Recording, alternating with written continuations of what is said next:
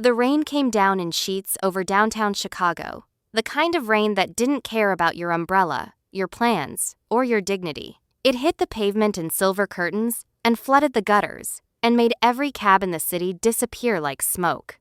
Brianna Adams stood at the corner of Michigan and Wacker at 7:42 inches the evening, her black wool coat already darkening at the shoulders, her patience already gone.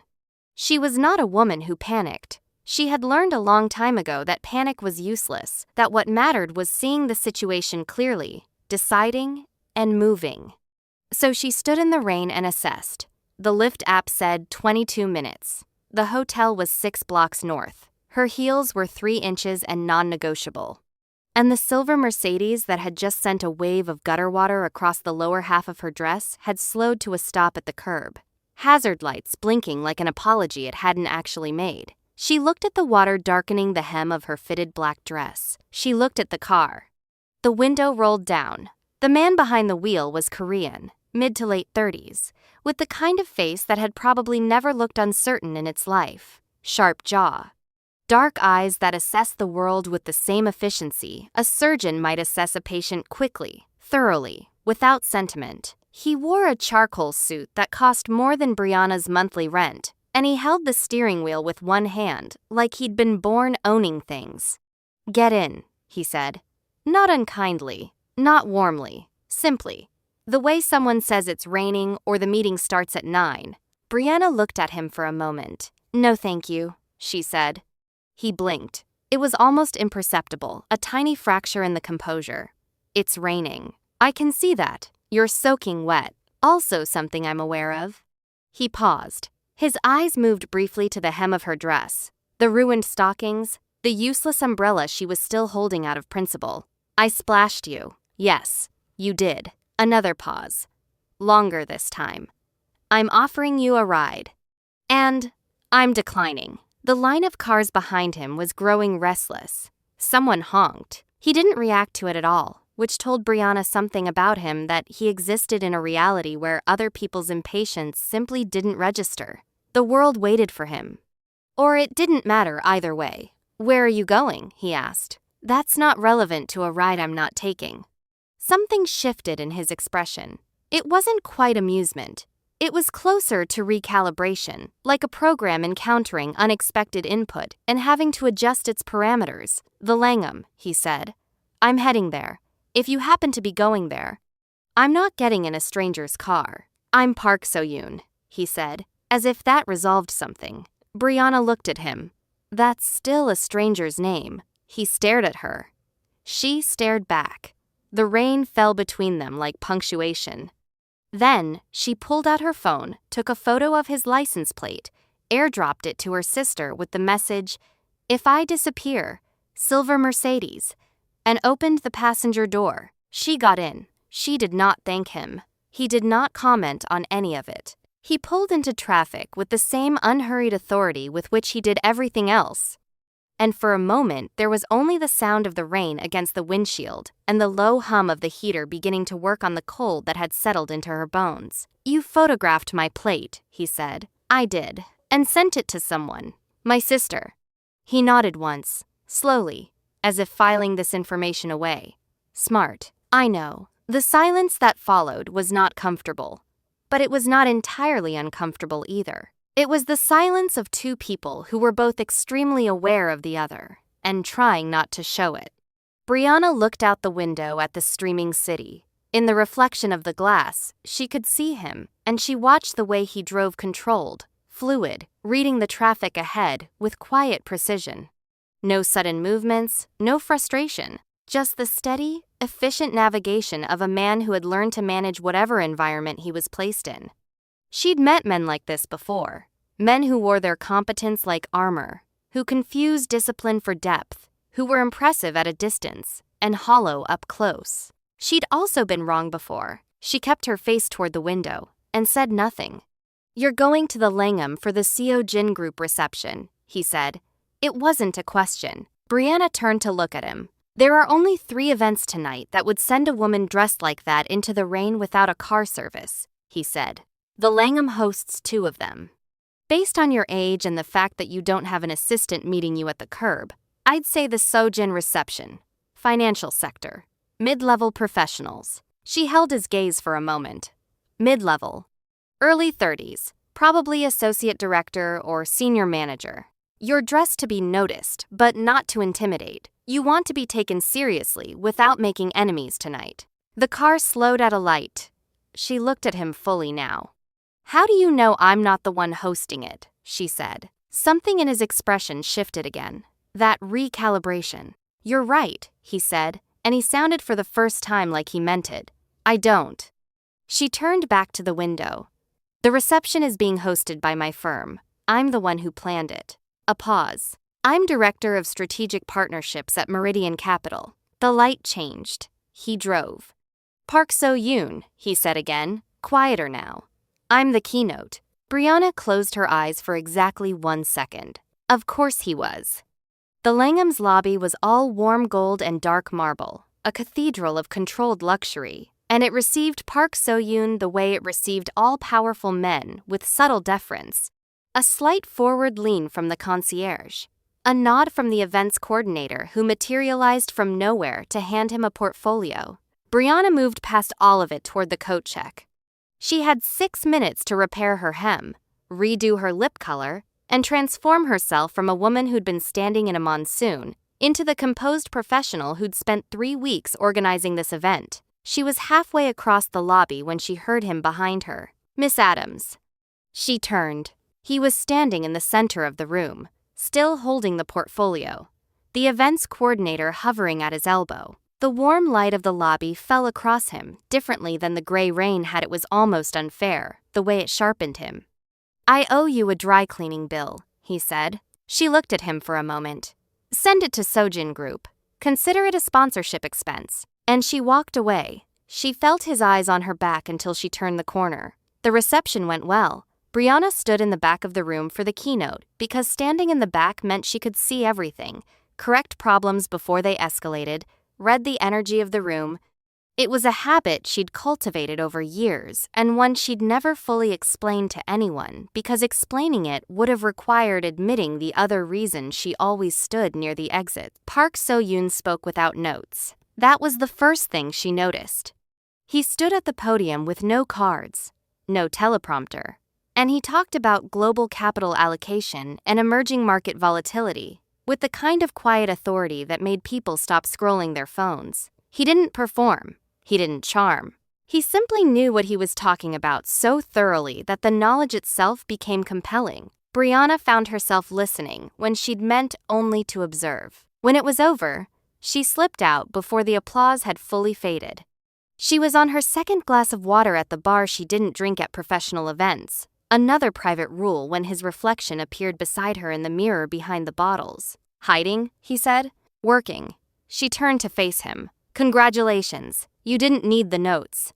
"I never use notes. I know. I was watching." That recalibration again. "Why?" "Because I planned this event, and it's my job to make sure everything runs correctly. You're a variable I needed to assess." He settled onto the bar stool beside her with the unhurried ease of a man who made himself at home in any space. The bartender materialized instantly. He ordered water as well. Brianna noted this. "What was your assessment?" he asked. "You're better in person than your profile suggests. You're also colder than your press materials indicate. The warmth you projected in the last 5 minutes of the speech," she tilted her head slightly. "That was calculated. The rest was real." He looked at her for a long moment. "You're correct." "I know." The corner of his mouth moved. Not quite a smile. Something more like the acknowledgement of one. "Miss Adams," he said, "I have a meeting tomorrow with your CEO, Daniel Marsh. It concerns a proposed merger between So-Yoon Group's North American division and Meridian Capital." Brianna went very still. Only someone watching very carefully would have seen it. "I'm aware of the merger discussions. Are you aware that So-Yoon Group's board has a condition attached to the deal?" She looked at him directly. "Tell me." "My grandmother," he said, and something shifted in his voice, a microscopic softening that he clearly did not intend controls 31% of So-Yoon Group's voting shares. "She is 83 years old, deeply traditional, and has informed the board that she will not approve any major North American expansion unless I am," he paused, selecting the word with precision, "settled." Brianna stared at him. Settled. Engaged. The silence that followed had a particular quality, the quality of a room in which something has just been said that cannot be unsaid. "She wants you engaged," Brianna said slowly. "And this relates to me how?" "Your CEO proposed a solution this afternoon, before the reception. He believes, and I want to be clear, that I find this as distasteful as you're about to, that a strategic arrangement between you and me would satisfy my grandmother's condition, secure the merger, and benefit both companies." Brianna set down her water glass. She looked at it. She looked at him. "He what?" she said. Her voice was very quiet. The quietness was not calm. "I declined immediately," Park So-Yoon said. "I want you to know that. My exact words were that this was inappropriate, archaic, and not something I would participate in." He paused. "Then," he told me, "your grandmother knows my grandmother. Apparently they play Go together by correspondence." Brianna closed her eyes. Her grandmother, Kim Halmoni. Her grandmother's opponent of 14 years. A woman she'd heard about since childhood. A woman she'd always imagined as a shadow, intelligent, fierce, and absolutely relentless. "No," Brianna said. "I agree. We can't. We won't." "Then why are you telling me?" He was quiet for a moment. His hands rested on the bar, perfectly still. "Because your CEO is going to present this to you tomorrow morning as a business opportunity. And I thought you deserved to hear it first. From me. Without spin." She looked at him. Really looked at him. Past the suit and the composure and the way he occupied space, like a man who'd never once questioned his right to be in it. She looked at him the way she looked at everything carefully, skeptically, looking for the angle. She didn't find one, which didn't mean it wasn't there. "Why does that matter to you?" she said. "I don't like people being ambushed." "Why not? You seem like someone who ambushes people for a living. In business, not in their personal lives." He met her eyes. "There's a difference." She held his gaze for 1, 2, 3 seconds. Then she picked up her water glass, finished it, and stood. "Thank you for the warning, Mr. Park," she said. "And for the ride." She walked away. This time, she didn't feel him watching. But she thought about it all the way home. The meeting with Daniel Marsh lasted 47 minutes and confirmed everything Park So-Yoon had told her. Plus a few details he'd mercifully left out, like the fact that Brianna's grandmother had apparently already been consulted and had described the arrangement as not the worst idea I've ever heard, which, from a woman who once described Brianna's ex-boyfriend as structurally unsound, was practically a ringing endorsement.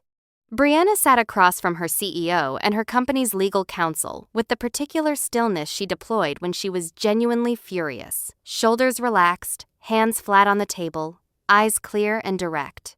"Let me make sure I understand," she said, when Daniel had finished explaining. "You want me to enter into a public arrangement with a man I met last night to satisfy his grandmother's conditions so that Meridian can close a merger deal." "A temporary arrangement," Daniel said carefully. 6 months. Public appearances, business functions, a plausible no. "Brianna, I have a question." She kept her voice even. "Did you consult with anyone in HR before proposing this?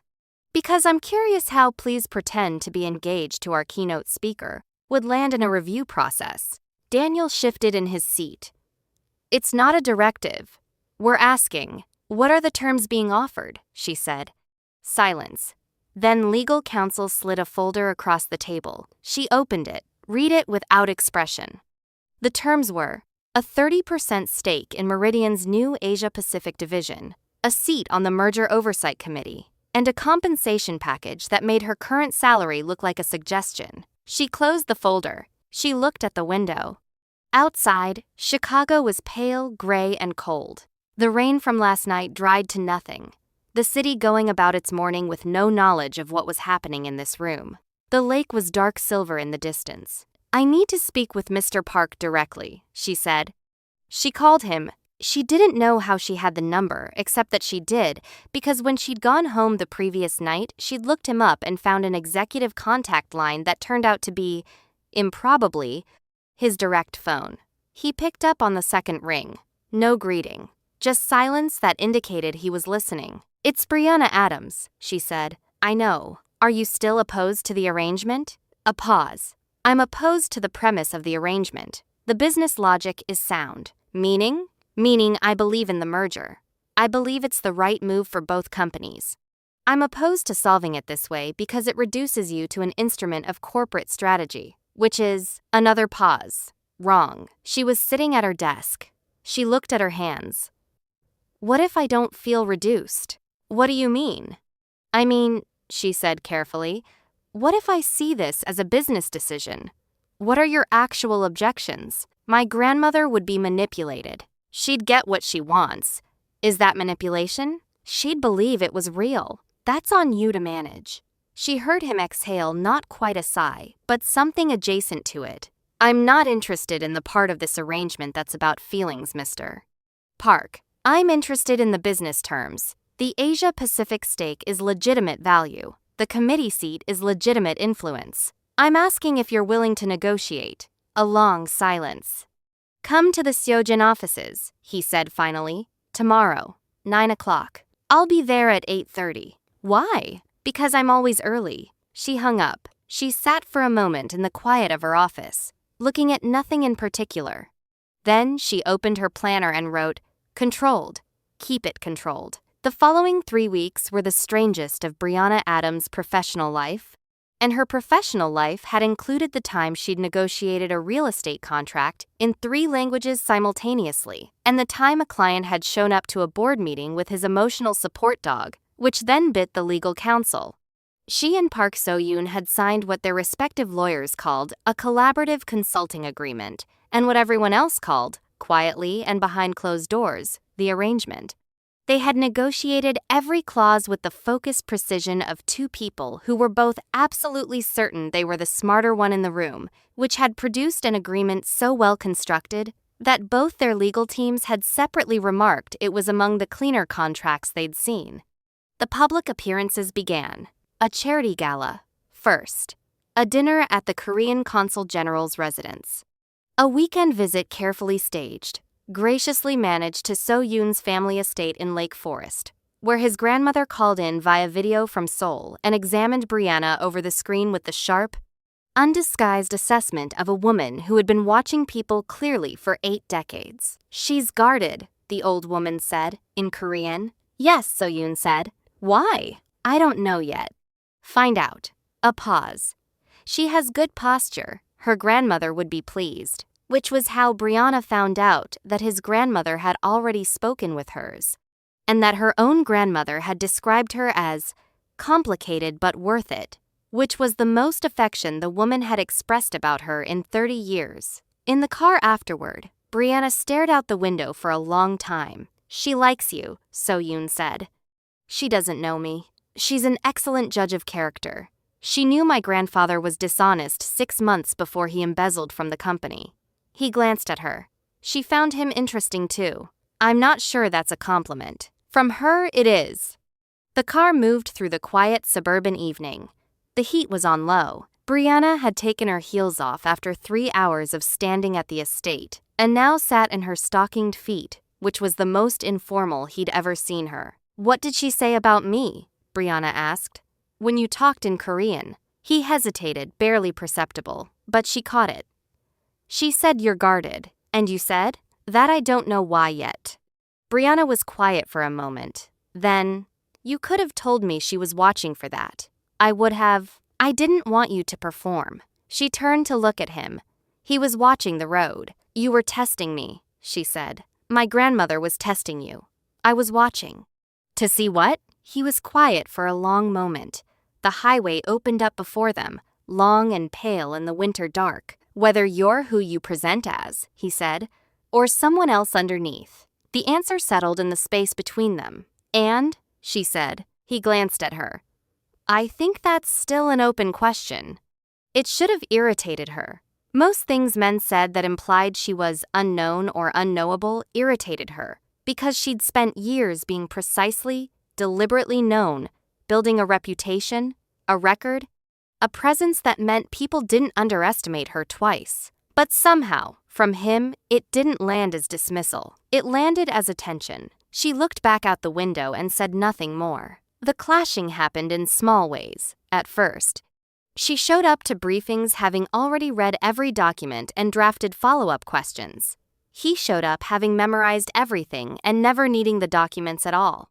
They were both right about almost everything, almost all the time, which meant their disagreements were always about method rather than fact, and those were the worst kind. "You didn't tell the Consul General's aide that the timeline shifted," she said, on a Tuesday morning in the Seo-jin conference room, standing at the window while he sat at the table. "I told his assistant." His aide manages his schedule. His assistant manages his correspondence. Those are different people with different functions. The information was transmitted. The information was transmitted to the wrong person, who may or may not forward it correctly, which means we're potentially arriving at a dinner where the seating chart hasn't been updated, and I'm placed next to the man whose company we're about to absorb. She turned from the window. "Do you see the problem?" He looked at her. He was holding a pen, perfectly still, the way he always held things as if they were extensions of a perfectly controlled system. "I'll have my assistant correct it. I already corrected it." A pause. "Then why are we discussing it?" "Because I won't always be able to correct it. Because the point of me being in these meetings is supposed to be that we're sharing information so that both of us know what's been done." She held his gaze. "I'm not your backup system, Mr. Park. I'm your partner in this. Treat it like that or tell me now so I can renegotiate the terms." He was very still. She was still, too. The room was quiet enough to hear the heating system breathing. "You're right," he said. "I'll adjust." She nodded once. She sat down. She opened her folder. "The Consul General asked about your background," he said after a moment. "Where you grew up." She glanced up. "What did you tell him?" "That I didn't know enough about your childhood to speak accurately. That you'd probably correct me if I guessed." Something shifted at the corner of his mouth. He seemed to find that charming. She looked at him. He looked back. "Chicago," she said. "South Side. You can tell him that." He wrote it down. By hand, in a small notebook she'd noticed he always carried. Not a phone, not a tablet, a physical notebook, with a specific pen. It was the most unexpectedly human thing about him, and she'd been trying not to think about it since she'd first noticed it 3 weeks ago. She went back to her folder. She did not think about the notebook. It happened on a Thursday. They were driving back from a site visit to Seo-jin's proposed North Shore development property, a 2-hour drive from Chicago, that had become 3 hours due to an accident on I-94, which had pushed them onto back roads through the Wisconsin border counties, which had been fine until the snow started. Not the gentle, picturesque snow of holiday cards. The sudden, serious snow that comes off Lake Michigan in November without ceremony, turning the road from wet gray to white in 40 minutes. So-yoon's driver, a quiet, efficient man named Choi, had been navigating it steadily until the truck appeared. It came from a side road, moving too fast for the conditions, its back end fishtailing on the ice. The instinct of the driver ahead of them was to brake hard. Choi's instinct was the same. The result was a chain of sliding that ended with their car in a shallow ditch, one back tire deep in frozen mud, and the truck that caused it long gone into the gray afternoon. No one was hurt. The car was stuck. Choi attempted, methodically and without panic, to free it. Brianna got out to assess. The back tire was in 8 inches of frozen earth. The shoulder was soft with new snow. They were a 1/4 mile from what appeared, on the map, to be a small town. "There's a property 200 meters ahead," So-yoon said, appearing at her shoulder. He was looking at his phone, which still had 2 bars of signal. "Occupied. The map flags it as a rental, some kind of hunting lodge." She was already reading the same map.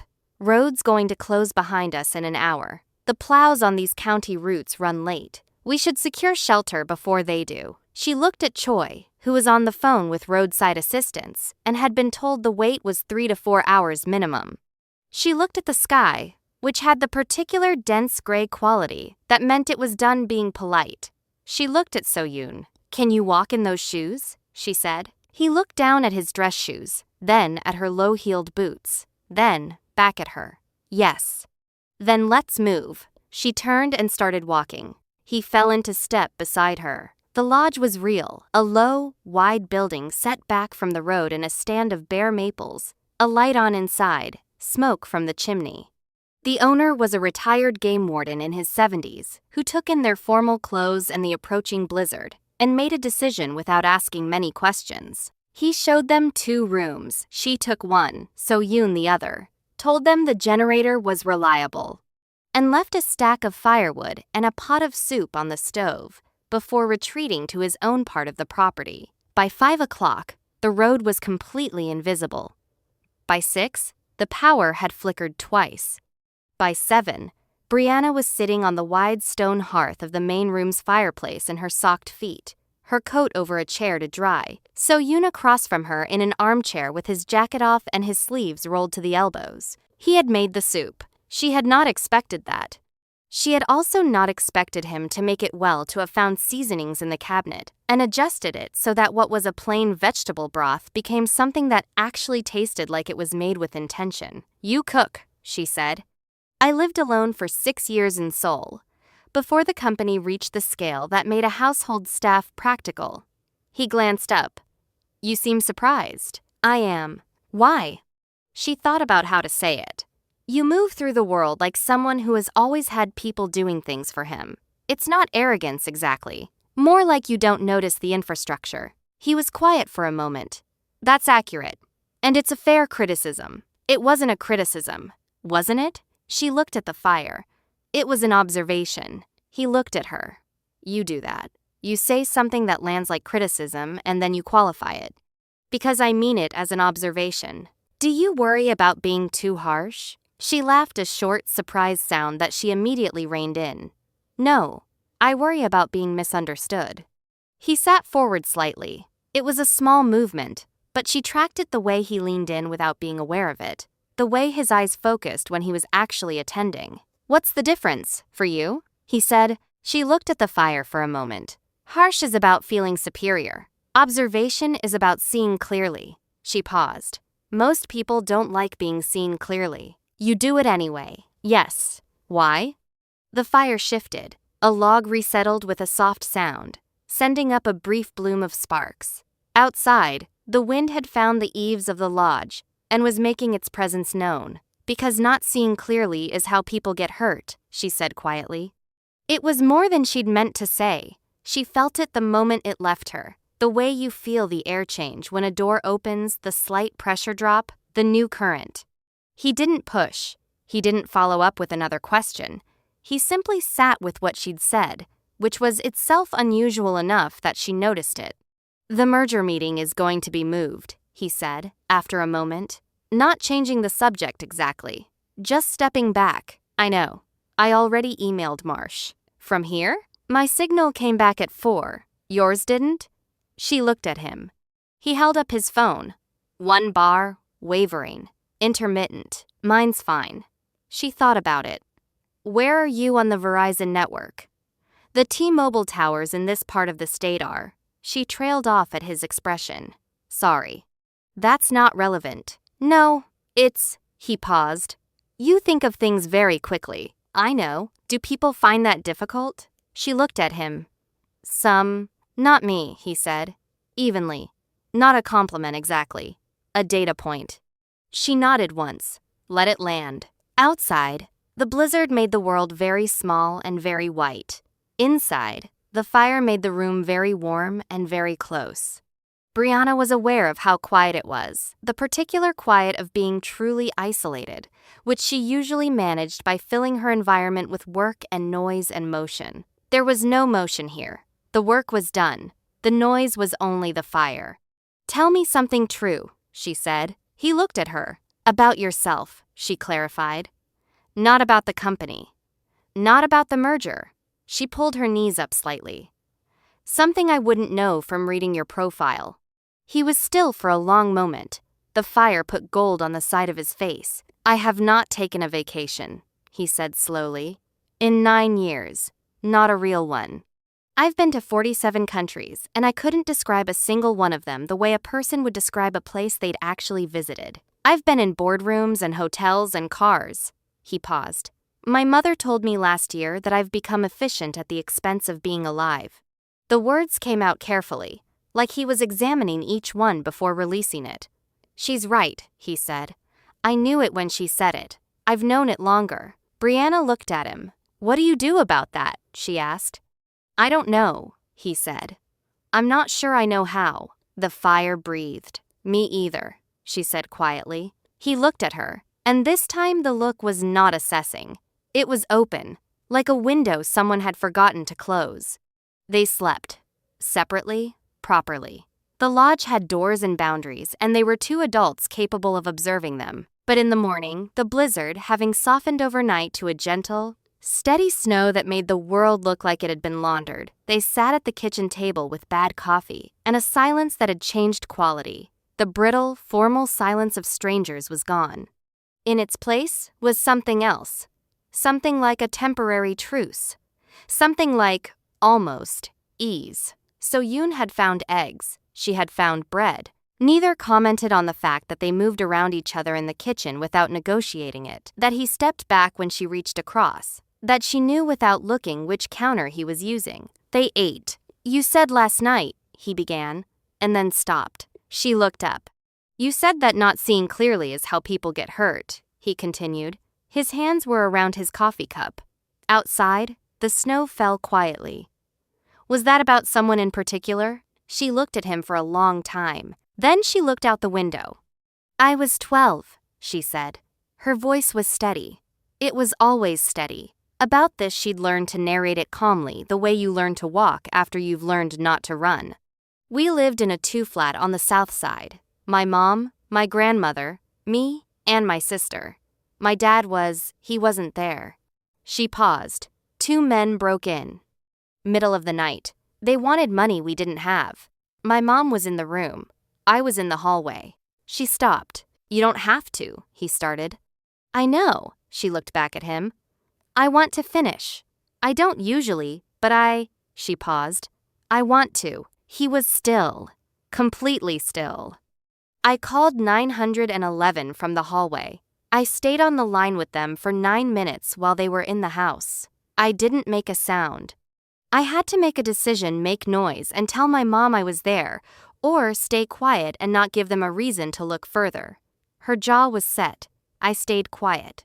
I was 12 years old, and I made the correct tactical decision, and I have spent roughly 17 years second-guessing it on and off. The snow fell. Your mother? He asked quietly. She was okay, shaken, not hurt. Brianna looked at the table. The men left without knowing I was there. The police came. Everything was fine, eventually. Fine in the way things are when no one actually died, but everyone is permanently changed.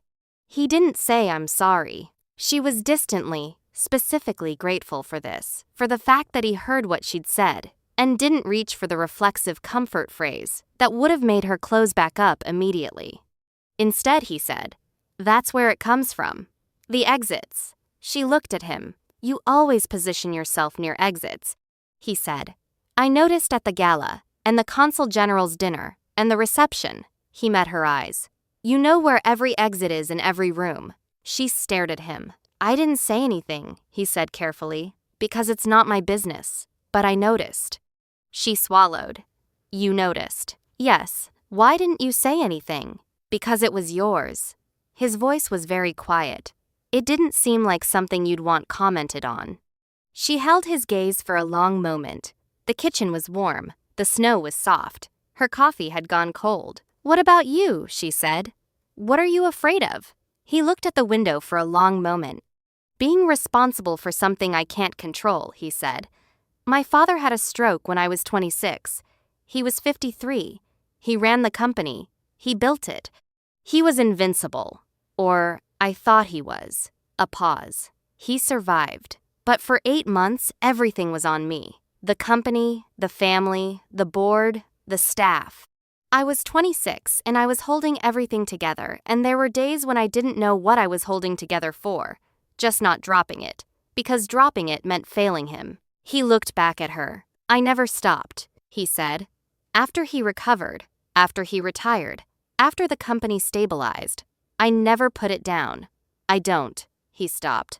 I don't know what I am without it. The kitchen held them. You're someone who knows how to make soup, she said finally. The corner of his mouth moved. This time it reached his eyes. You're someone who knows where all the exits are, he said. She looked at him. We're both emergency protocols. Yes. Fully functional in a crisis. Yes. No idea what to do when everything is fine. He looked at her for a long, quiet moment. Possibly. Outside, the snow was beginning to slow. The road would be plowed by mid-morning. Choi had texted that he was on his way with a second car and chains. Reality was reconvening. She was aware of not wanting it to. She looked at her cold coffee. She looked at the table. She looked at the window and the soft white world outside it, which was going to be the gray city again very soon.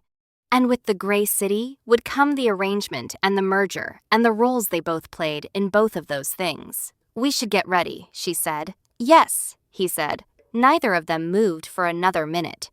Returning to Chicago was returning to a city that knew nothing of what had happened in a hunting lodge in the Wisconsin borderlands over one snowbound night. The city was indifferent in the way cities are enormous and ongoing, making room for nothing that didn't push its way in. Brianna went to her office. She answered 40 emails. She had a call with the Asia-Pacific division lead. She reviewed the merger timeline. She caught herself, at 2 p.m, looking at nothing. She caught herself thinking about a man who noticed things but said nothing, who made soup in a storm, who was afraid of the same thing as her, only from a different direction. She was afraid of needing people. He was afraid of losing what he was holding for other people. Same distance, different sides. She closed the thought like a file. She opened the merger document. So-Yoon, for his part, did something he had not done in 9 years. He left the office at 5 o'clock. He walked 4 blocks to the lakefront. He stood at the railing above the water for 30 minutes in the cold, with no phone in his hand, watching the lake move. His assistant texted twice. He didn't respond. He thought about a woman who stood near exits, who called 911 at 12 and didn't make a sound, who said we're both emergency protocols in a kitchen that smelled like bad coffee and wood smoke, and whose voice, when she said it, held exactly the right amount of wry and exactly the right amount of sad. He thought about the merger. He thought about his grandmother, who was sharp and old, and watching. He thought about the difference between something managed and something real. He turned around and walked back to the office. He sat at his desk. He opened the collaborative consulting agreement on his computer and read it for a long time.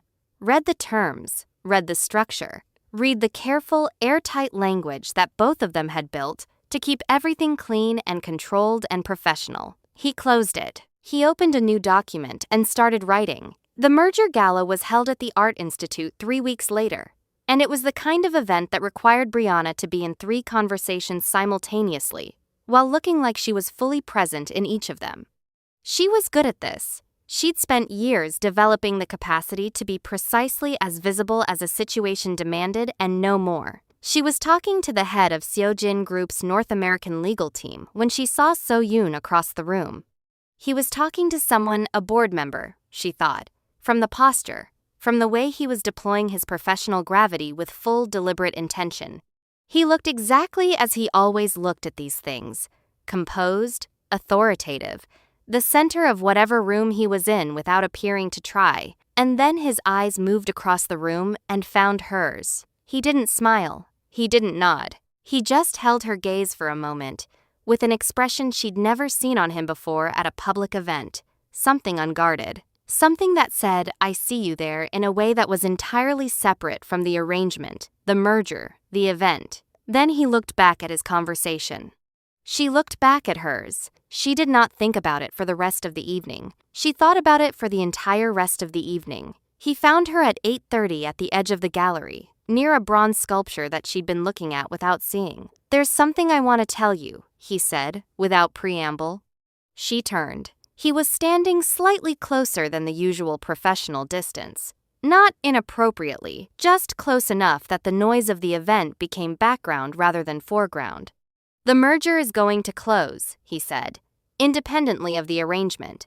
I spoke with my grandmother last week and I told her the truth that the arrangement was constructed, that I would not move forward with a deception of that magnitude." Brianna stared at him.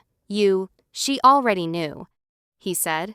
"She said she'd known from the second call. That I look at you differently than I've looked at anything in a decade, and it doesn't look like a business arrangement." The bronze sculpture stood behind her, dignified and unmoved. "She also said," he continued, "that she intends to approve the merger regardless, because the business case is sound, and she has not survived 83 years by letting sentiment obstruct good strategy." Something almost like affection moved through his expression. "Then she told me I was an idiot if I let the arrangement end without finding out whether the thing she was seeing was real." Brianna was looking at him very carefully. The way she looked at things she wasn't sure about yet. "What thing?" she said. She wouldn't say. He looked at her. "I think she was right, though." "About what?" He was quiet for a moment. Around them, the gala continued, voices, music, the careful choreography of people who were all performing something. He was the only person in the room who looked, to her, like he'd stopped. "I stopped seeing you as part of the arrangement," he said. "I'm not sure when. Possibly the lodge. Possibly before. But," he paused, "you are not a transaction to me. I want to be clear about that." She looked at him. Her heart was doing something she was going to address separately, later, alone. "That's not a simple thing you're saying," she said. "No, we have a contract." "I know. That contract was built around the arrangement." "I know that too." He held her gaze. "I'm not suggesting we disregard it. I'm suggesting," he stopped, chose again. "I'm asking if you would consider beginning something that isn't a contract, something that isn't engineered." Another pause. "I am aware I have very little practice at this." "I know," she said. "Is that a problem?" She looked at him. At the composed face, and the careful eyes, and the man underneath both of those things, who made soup in a blizzard and wrote things down in a small notebook and stood at the lake alone for 30 minutes because he was trying, for the first time in 9 years, to put something down and see what his hands looked like empty. "I have very little practice at it too," she said. He looked at her. "The arrangement ends in 3 weeks," she said. "Per the contract." "Yes. And if, after that, you wanted to..."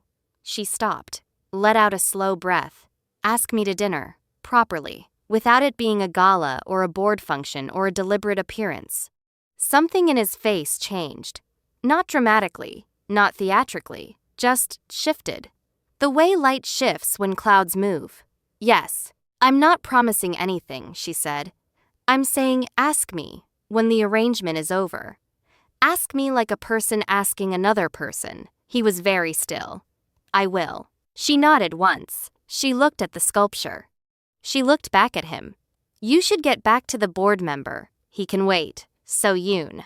He looked at her. The sound of his name in her voice without the formal prefix, without the professional remove, landed somewhere visible on his face. "Go," she said, gently. "We have 3 weeks." He held her gaze for one more moment. Then he nodded and turned and walked back into the room. She turned to the sculpture. She looked at it properly for the first time.